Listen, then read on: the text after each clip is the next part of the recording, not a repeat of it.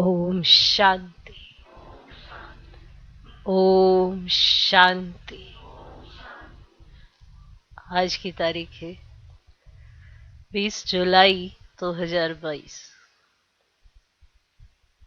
साकार महावाक्य। बाबा कहते, मीठे बच्चे, तुम रूहानी सेना हो। तुम रूहानी सेना हो। तुम्हारे बिगर रावण से सारे विश्व की रक्षा कोई कर नहीं सकता। तुम्हारे बिगर रावण से सारे विश्व की रक्षा कोई कर नहीं सकता। इसी शुद्ध नशे में रहना है।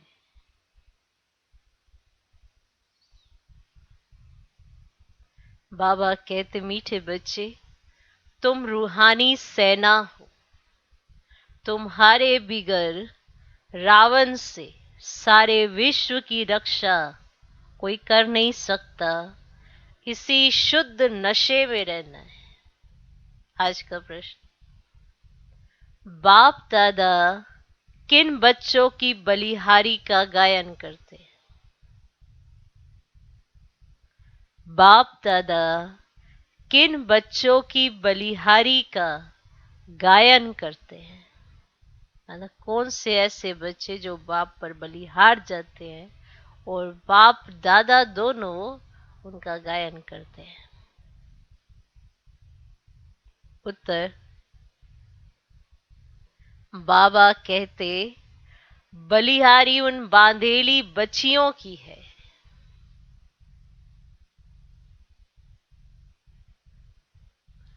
बाबा कहते, बलिहारी उन बांधेली बच्चियों की है जो मार खाते भी शिव बाबा को याद करती है।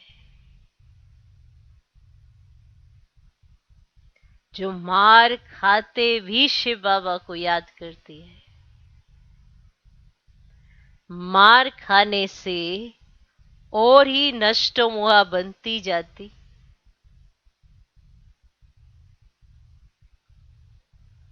मार खाने से और ही नष्टो मोहा बनती जाती, जिस कारण उनका पद और ही ऊंचा हो जाता है। जिस कारण उनका पद और ही ऊंचा हो जाता है। बाप ऐसे बच्चों को तसल्ली देते हैं। बाप ऐसे बच्चों को तसल्ली देते हैं, माना धीरज देते हैं। बच्चे, तुम अपने को आत्मा समझो। बच्चे, तुम अपने को आत्मा समझो। यह देह तुम्हारी नहीं है। यह देह तुम्हारी नहीं है। तुम बाप के बन चुके हो। तुम बाप के बन चुके हो तो अवस्था पक्की होती जाएगी। तुम बाप के बन चुके हो तो अवस्था पक्की होती जाएगी। सच्चे दिल पर साहेब राजी होगा।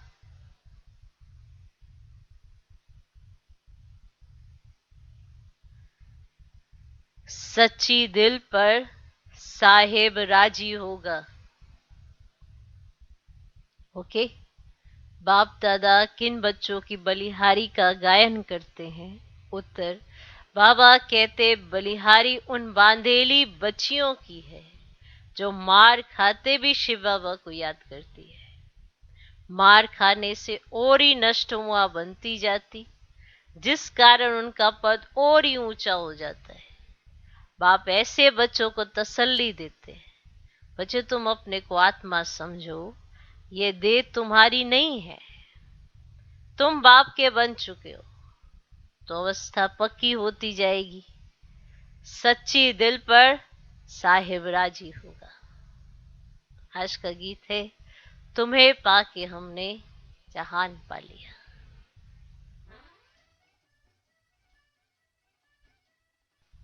ओम शांति।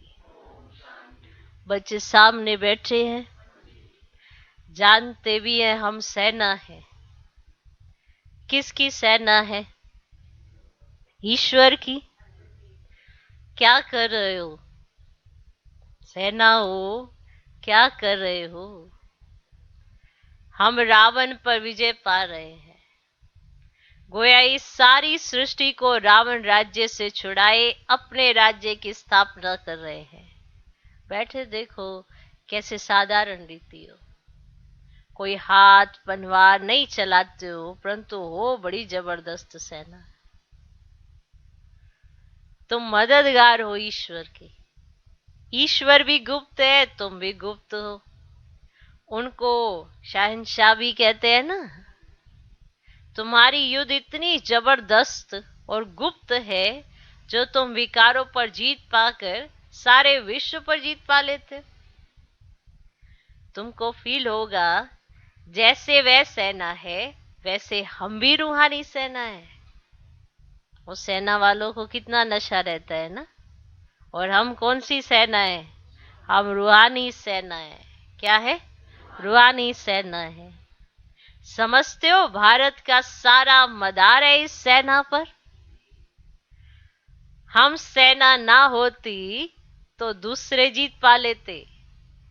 उस सेना में तो कभी कभी राजाओं आदि को भी भगाए मिलिट्री का राज्य कर लेते। मिलिट्री समझती है हमारे बिगर कोई देश की रक्षा कर नहीं सकता, अरे इतना उन्हें नशा रहता है। मिलिट्री ऐसा समझती कि हमारे बिगर कोई देश की रक्षा नहीं कर सकता। उनको भी शुद्ध अहंकार है, नशा रहता है ना उनको। हम ईश्वरीय सेना के बिगर रावण से कोई रक्षा कर नहीं सकता। अब वह मिलिट्री भी देखो और यह भी देखो। तुम जैसे हो वैसे हो। तुम्हारे पास कोई भी ड्रेस व हथियार पनवार नहीं है। वे तो कितनी ड्रेस पहनते, जैसे स्वांग बनाते हैं ना। होली में भी स्वांग बनाते हैं, राम की भी सेना दिखाते हैं। उनको मुंह बंदर का दे दिया है। अब वे तो सिर्फ गुड़ियों का खेल करते हैं। अब तुम बच्चे जानते हो हम रावण रूपी 5 विकारों की जेल से छुटकारा पा रहे हैं। एक तो रावण का जेल, फिर रावण की मत पर चलने वालों का जेल, भक्ति की भी जंजीरें, गुरुओं की भी जंजीरें और फिर पति की भी जंजीरें। रावण की मत पर तुम कितने दुखी होते हो, कितना पुकारते हो। रावण हमको बहुत सताते हैं। तुम जानते हो जितना जितना हम योग में रहते हैं ना, उतना हमारी आत्मा दुख से छूटती है। जितना जितना योग में रहते हैं उतना हमारी आत्मा दुख से छूटती है। अबलाओं पर अत्याचार तो बहुत होते हैं, बहुत मार खाती है। अबलाएं पुकारती हैं, अब हम क्या करें? बाप फिर तसल्ली देते हैं, ये तो समझ आया है, तुम अपने को आत्मा समझो। ये देह हमारी नहीं है, हम मर चुके, बाप के बन चुके और कोई उपाय नहीं है। हम तो शिव बाबा के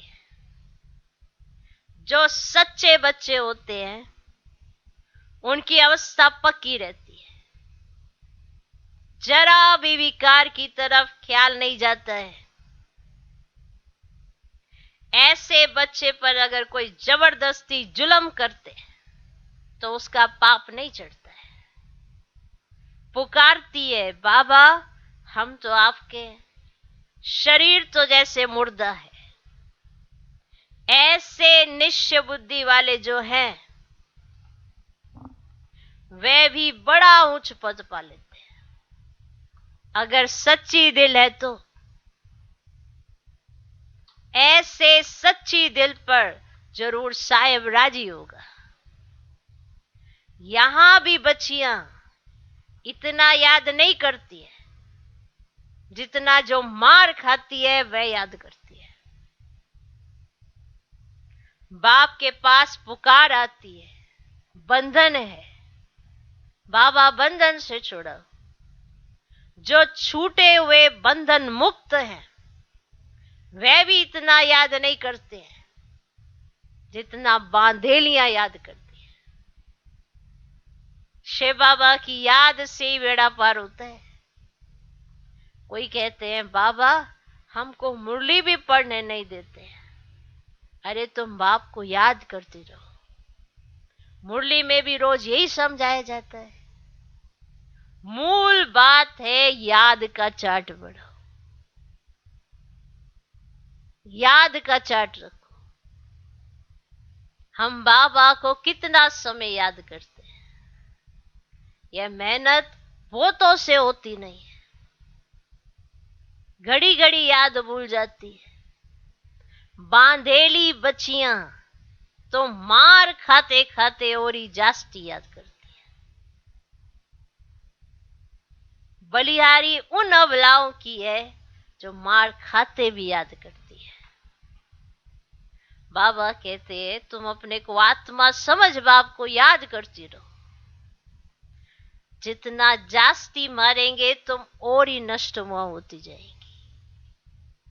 मार भी अच्छा पद बना देती है। बाबा को भी ऐसी ऐसी बच्चियां याद पड़ती है। हाँ, कोई बहुत अच्छे महारथी भी हैं जो बहुतों की सर्विस करते हैं, योगी बनाते हैं। योग की बहुत महिमा है। तुमको तो सब पर तरस खाना है।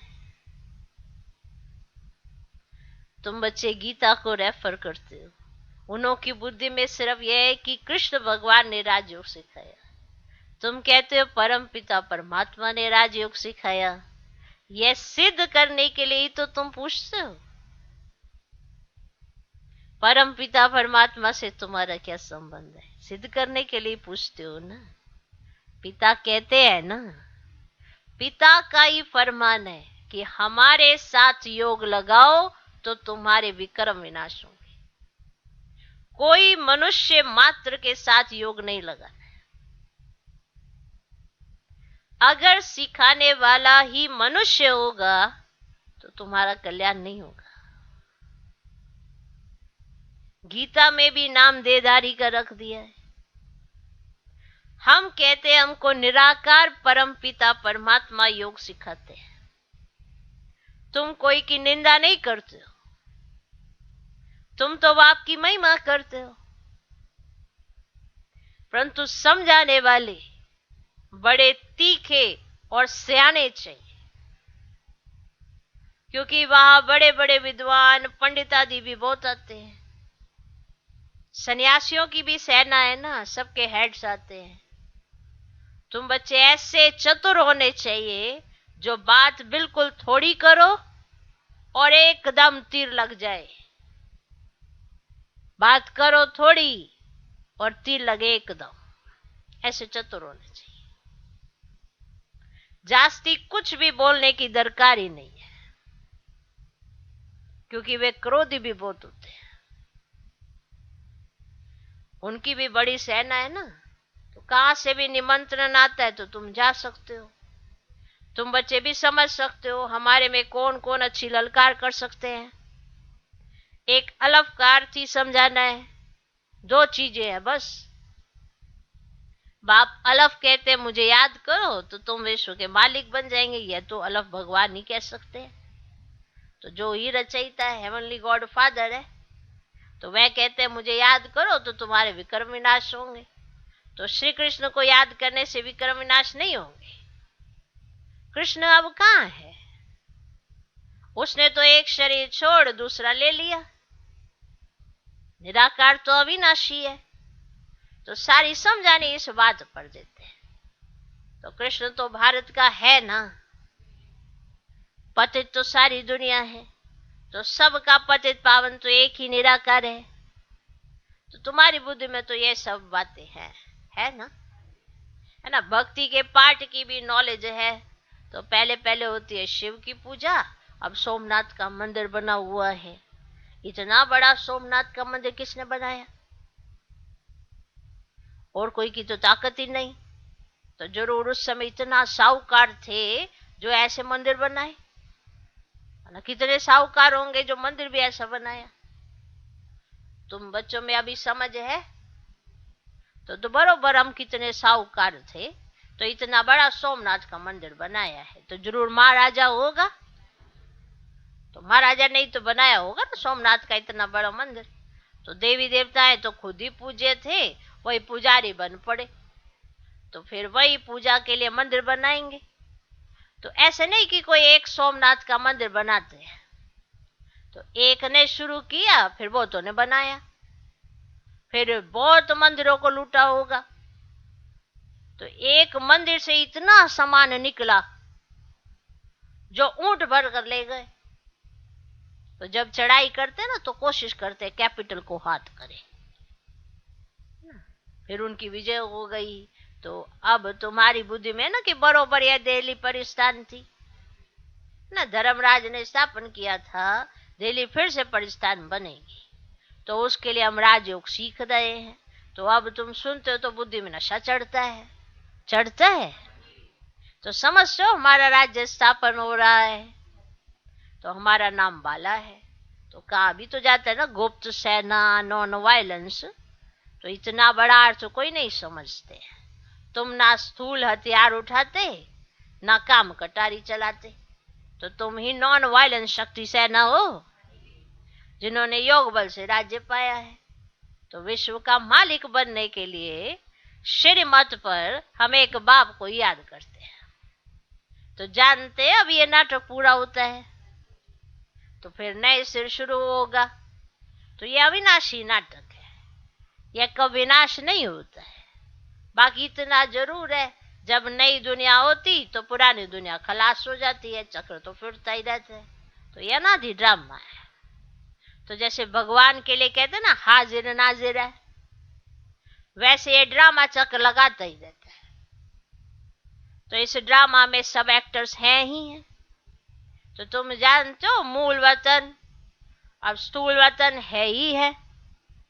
तो फिर सत्य त्रेता चक्र लगाकर फिर रिपीट होता है। तो यह अविनाशी ड्रामा है। हम एक्टर्स भी ड्रामा में है ही है ना? है ना? शुरू से अंत तक सबका पार्ट है ही है। तो वह छोटा ड्रामा होता है जो पुराना हो जाता है। तो यह कभी पुराना नहीं होता। तो यह अविनाशी ड्रामा कब पुराना होता है क्या? नहीं। तो बाकी हम पार्ट में आते हैं। तो नए से पुराने हो, फिर पुराने से नए हो जाते हैं। तुम जानते बरोबर हम राजा रानी थे, निश्चय है, कुछ और तो नहीं थे। तुम जानते हो बरोबर हम राजा रानी थे। अब रंक बने, तो रंक से फिर राव बनते हैं। तो रंक माना फकीर। तो बाप आकर सबको राव बताते हैं। तुमको बहुत नशा होना चाहिए। क्या होना चाहिए? क्या होना चाहिए? नशा होना चाहिए। ये नई नॉलेज तुमको मिलती है और मिलती भी एक ही बार है। तो बाप कहते मुझे याद करो और बादशाही को याद करो। हाँ, बाकी ये सितम तो होंगे ही। सितम भी कर्म भोग है। पुरुष स्त्री को मारता है, ऐसे कोई मार सकता है क्या? तुमने भी उनको मारा होगा। वही हिसाब किताब चुकतू हो रहा है। ये सब कर्मों का हिसाब किताब है। अब तुम श्रीमत पर श्रेष्ठ कर्म कर रहे हो। अब कोई भ्रष्ट कर्म नहीं करना, ये पक्का कर लो। अब कोई भ्रष्ट कर्म नहीं करना। सबसे श्रेष्ठ कर्म है सबको बाप का परिचय देना। बाप का फरमान मिला है, मामेकम याद करो। सभी बाप को ही भूले हुए शिव की पूजा करते हैं परंतु जानते कुछ भी नहीं।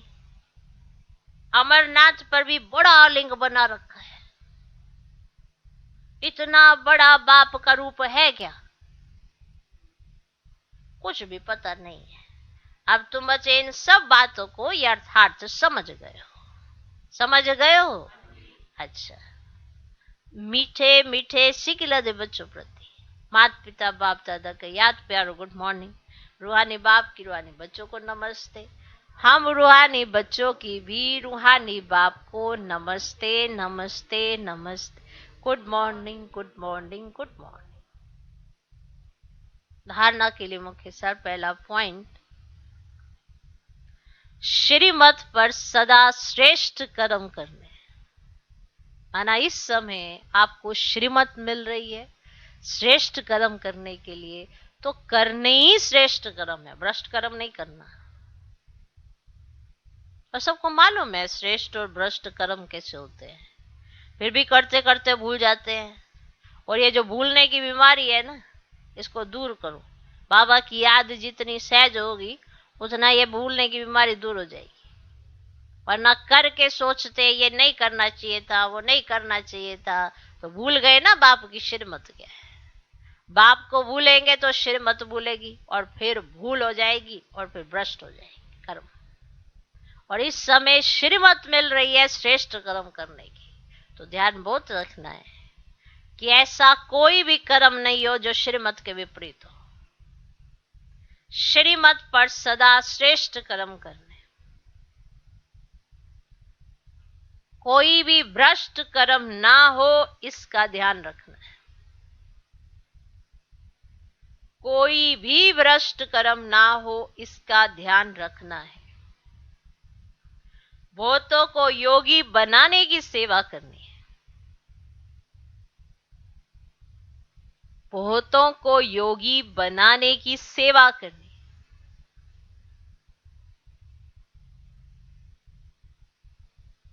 दूसरा पॉइंट, सच्ची दिल रखनी है। शरीर तो जैसे मुर्दा है, सच्ची दिल रखनी है।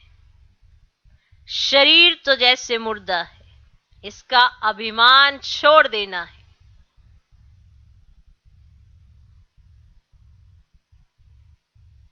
पूरा पूरा नष्टमुआ बनना है।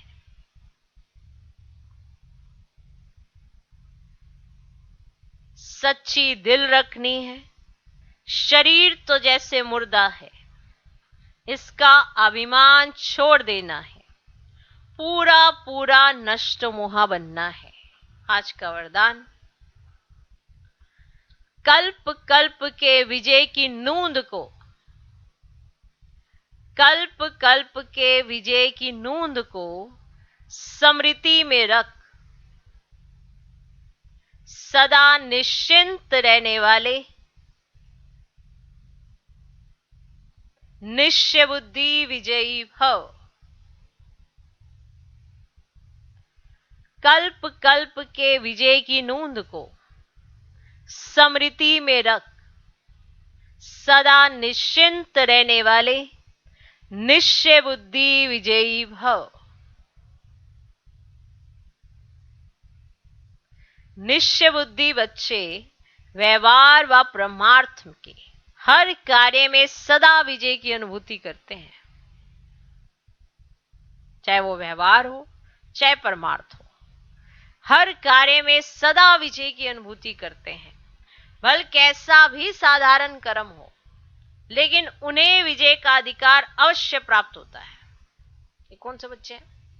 निश्चय बुद्धि। भले कैसा भी साधारण कर्म हो, लेकिन उन्हें विजय का अधिकार अवश्य प्राप्त होता है। वे कोई भी कार्य में स्वयं से दिल शिकस्त नहीं होते। कोई भी कार्य में स्वयं से दिल शिकस्त नहीं होते, क्योंकि निश्चय है कि कल्प कल्प के हम विजयी हैं। ये निश्चय है।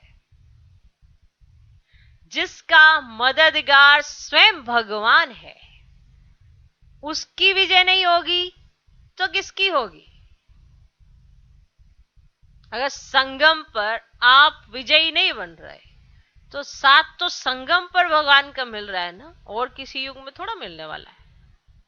तो संगम पर विजय नहीं होगी आपकी, जिसका साथी स्वयं भगवान है, इसको भगवान की मदद प्राप्त है। तो फिर किसकी होगी? इस भावी को कोई टाल नहीं सकता। यह निश्चय और नशा निश्चिंत बना देता है।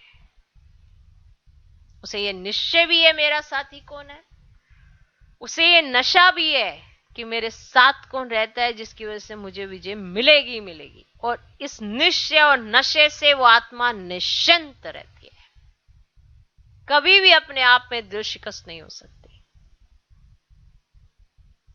आज का श्लोक, सदा खुशी की खुराक द्वारा, सदा खुशी की खुराक द्वारा तंदुरुस्त, खुशी के खजाने से संपन्न, खुशनुमा बनो। सदा खुशी की खुराक द्वारा तंदुरुस्त, खुशी के खजाने से संपन्न, खुशनुमा बनो।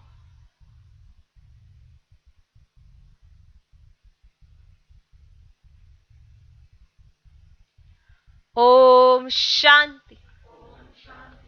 मातेश्वरी जी के अनमोल महावाक्य है। हम कहते हैं कल्प 5000 वर्ष का है और ये कल्प हर कल्प हूबहू रिपीट होता है। इस पर बहुत मनुष्यों का प्रश्न है, कल्प इतना बड़ा है वह फिर 5000 वर्ष का कैसे हो सकता है? अब कल्प तो लाखों वर्ष का होता है, जब ऐसी चीज निकली हुई है जिससे मालूम पड़ता है कि ये कोई लाखों वर्षों की है। अब बताओ, तो जो चीजें निकली हैं वो तो लाखों वर्ष की हैं, तो ये कल्प लाखों वर्षों का ही है, 5000 वर्ष का नहीं है। ऐसे प्रश्न करते हैं। फिर मनुष्य कैसे मानेंगे कि कल्प 5000 वर्ष का है? अगर कोई कहे कि हिस्ट्री लाखों वर्ष की बनी हुई है, तो उन्हें समझाओ कि लाखों वर्ष की हिस्ट्री यहां कैसे रह सकती है। अगर कोई कहे कि हिस्ट्री लाखों वर्ष की बनी हुई है, तो उन्हें समझाओ कि लाखों वर्ष की हिस्ट्री कैसे रह सकती है। यह जो कल्प के अंदर इतनी उथल पाथल होती है, इतना विनाश होता है, जिसमें सारी बादशाही का ही विनाश हो जाता है, तो तुम्हारी वो हिस्ट्री साबित कैसे रहेगी?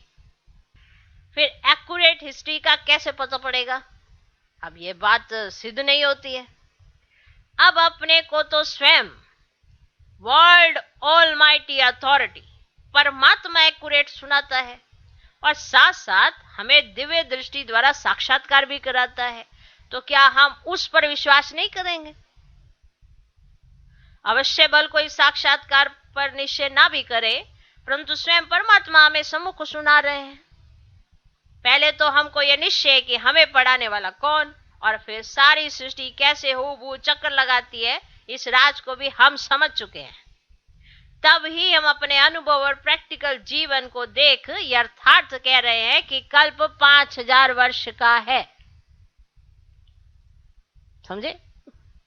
ये हमारा अनुभव है और हमें यह निश्चय है कि हमें पढ़ाने वाला कौन है। उन्होंने कहा है, हमें तो जिसने बताया हमें उस पर पूरा निश्चय है, और वो तो आता है, बताता है, सब पता है, और हमें तो प्रैक्टिकल भी पता है, अपने जीवन के अनुभव से पता है।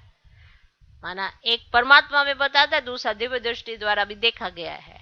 चलो उसको तो ना भी चलो कोई माने, पर हमें तो ये तो पता है ना कि हमें कौन सुना रहा है। तो कल्प ये 5000 वर्ष का है। ओके, ये निश्चय की बात है ना। जितना निश्चय होगा उतना नशा चढ़ेगा, उतने ही बात करने में प्रत्यक्ष प्रमाण देने की जरूरत नहीं पड़ेगी। आपका निश्चय ही प्रत्यक्ष प्रमाण होगा। दूसरा, आत्मा और परमात्मा का अंतर माना भेद, इस पर समझाया जाता है कि आत्मा और परमात्मा का रूप एक जैसा ज्योति रूप है। आत्मा और परमात्मा की आत्मा का साइज एक ही रीति में है, बाकी आत्मा और परमात्मा में सिर्फ गुणों की ताकत का फर्क अवश्य है। अब ये जो इतने गुण हैं, वो सारी महिमा परमात्मा की है। अब परमात्मा दुख से न्यारा है, सर्वशक्तिमान है, सर्वगुण संपन्न है, 16 कला संपूर्ण है। उनकी तो इतनी सारी शक्ति काम कर रही है ना। उनकी तो सारी शक्ति काम कर रही है, तो बाकी मनुष्य आत्मा की कोई शक्ति नहीं चल सकती है। परमात्मा का ही सारा पार्ट चलता है। पर परमात्मा पार्ट में भी आता है तो भी खुद न्यारा रहता है। न्यारा रहता है ना, पाठ में आता है और न्यारा रहता है, लिप्त नहीं होता ना पाठ में। और हमारे साथ क्या होता है, आत्मा के साथ क्या होता है, पाठ में आती है, बंधन में फंस जाती है। सुनो कैसे बंधन में फंसती है। परमात्मा का भी सारा पाठ चलता है, भले परमात्मा पाठ में भी आता है तो भी खुद न्यारा रहता है, लेकिन आत्मा पाठ में आते भी पाठधारी के रूप में आ जाती है ना। और परमात्मा पाठ में आते भी कर्म बंधन से न्यारा है। आत्मा पाठ में आते कर्म बंधन के वश हो जाती है, होती है ना। कोई भी कर्म करते हो तो रहता है ना कि हमने ये वो, ऐसे बंधन फंस जाता है ना उसका कर्म का। और परमात्मा के साथ ऐसा नहीं होता, वो फंसता नहीं है, वो न्यारा रहकर पार्ट प्ले करता है। अब ये है आत्मा और